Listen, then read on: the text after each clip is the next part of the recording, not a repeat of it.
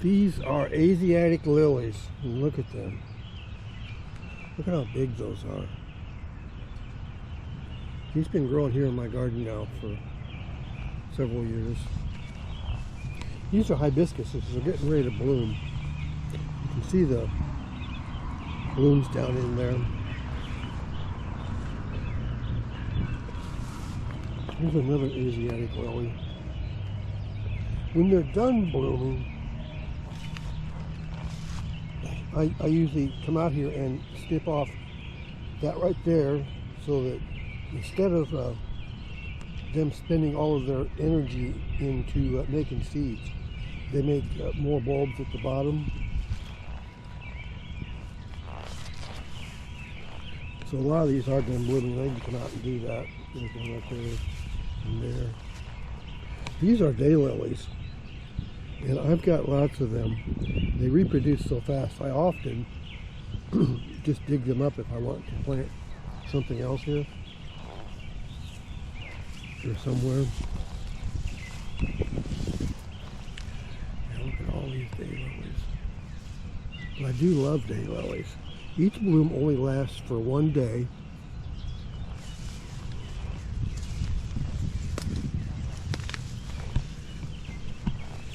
This is some Sweet William that I started from seed and then planted it out here.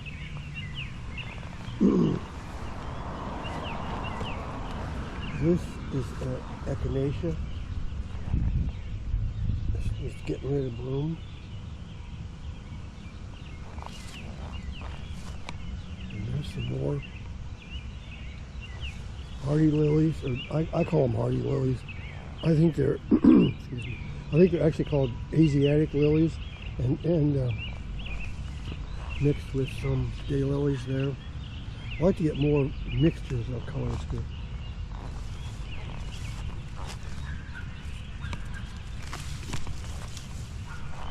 This is variegated dogwood. A lot of these bushes here, I cut them down to the ground every year so they don't get too big. These are tulips. Just for the heck of it, I let them go to seed. It'll be kind of neat to see what happens. These are red daylilies, and they're more dwarf, more self-contained, so they don't just take over everything quite so much. I'm not sure of the name, but I think it's Stella Yarrow or something, or Red Stella.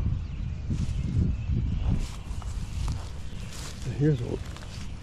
This is a columbine or aqualegia that went to seed.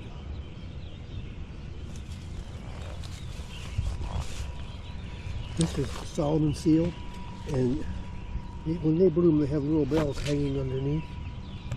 Earlier in the spring, this is some more hibiscus. This has dark red flowers on it.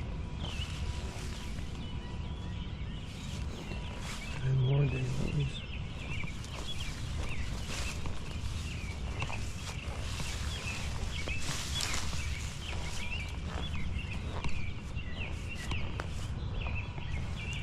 Look at all the daylilies.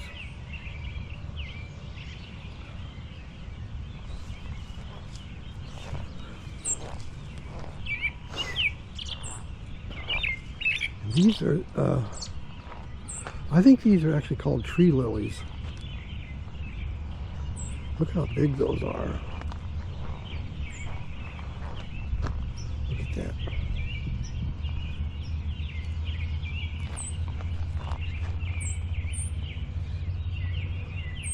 These blooms are about as big as the child's head.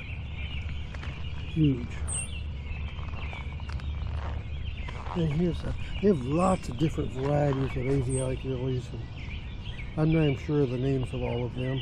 So I usually buy them in assortments.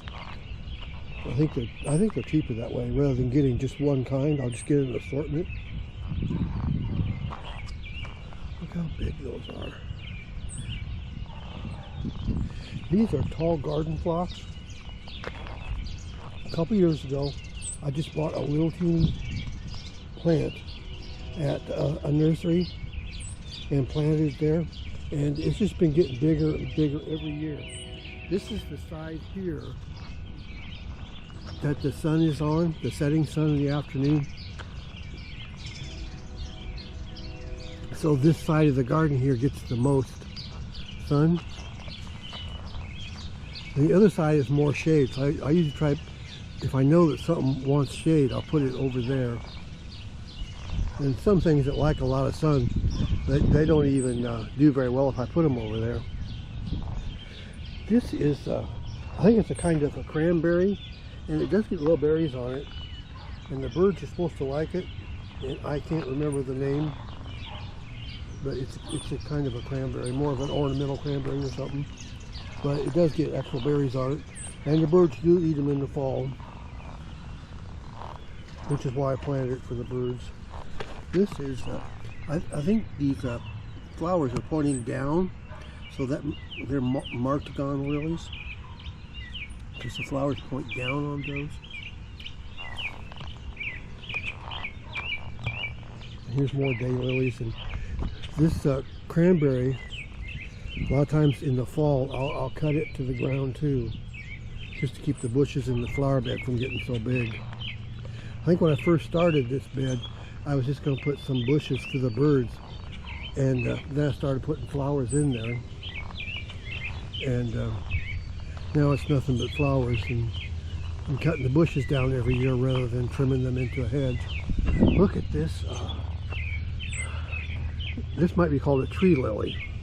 Look at that. I need to cut the branches off of this maple tree. They're coming out way too far.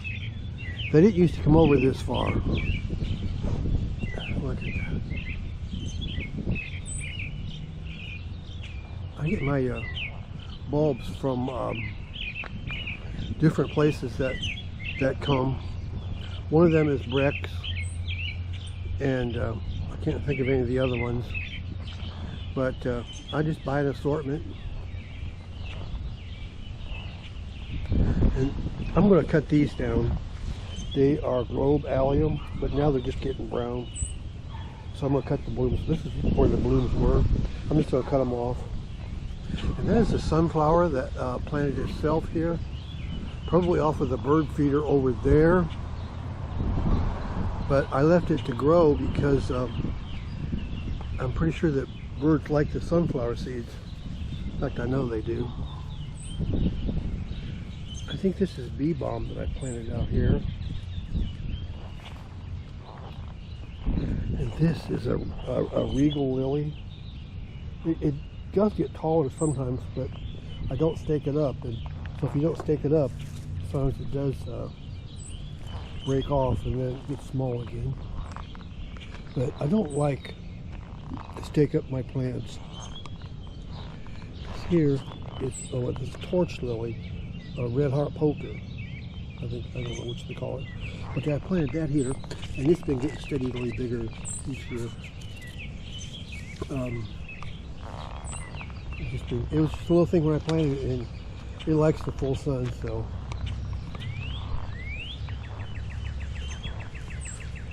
So I need to come out and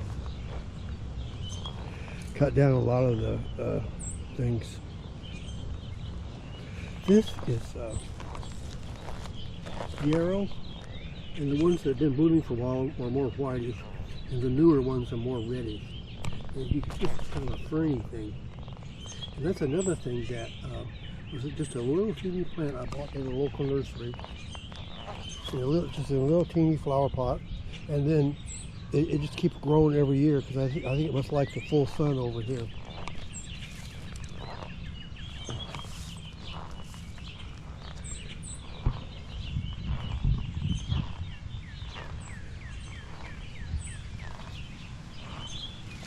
These are lemon lilies.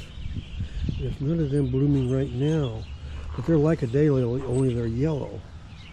You can see how big they are.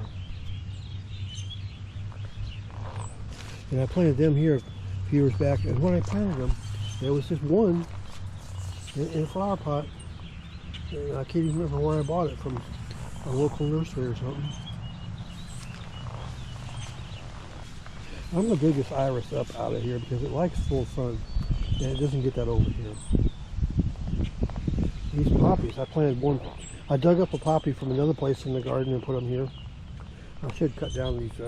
These are where it bloomed and now it's all done blooming. Poppies only live for the first half of the year. These are the common poppies. So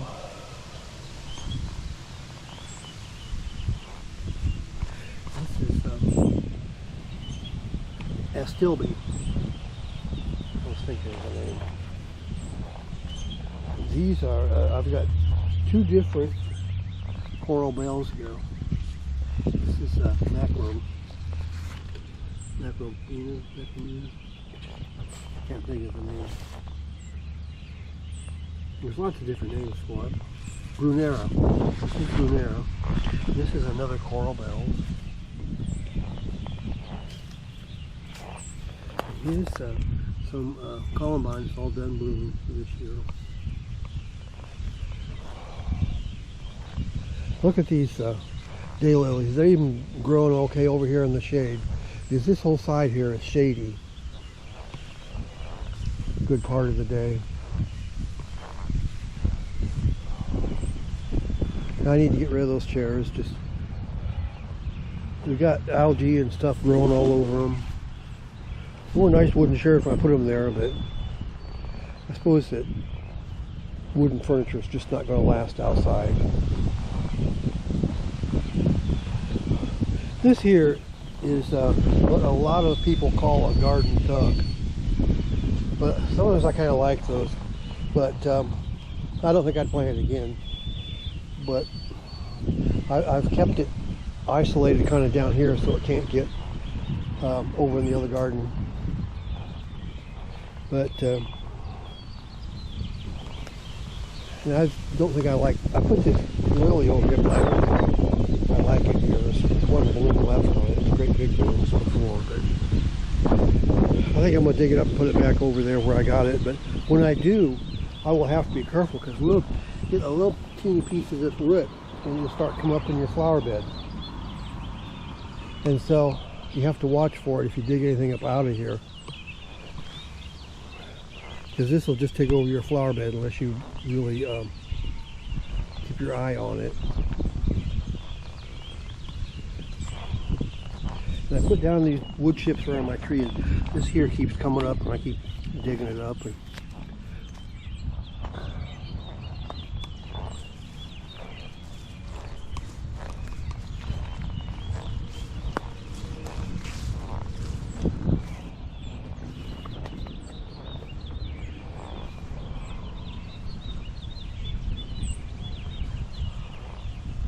well, that is my front yard garden, and I hope you liked it.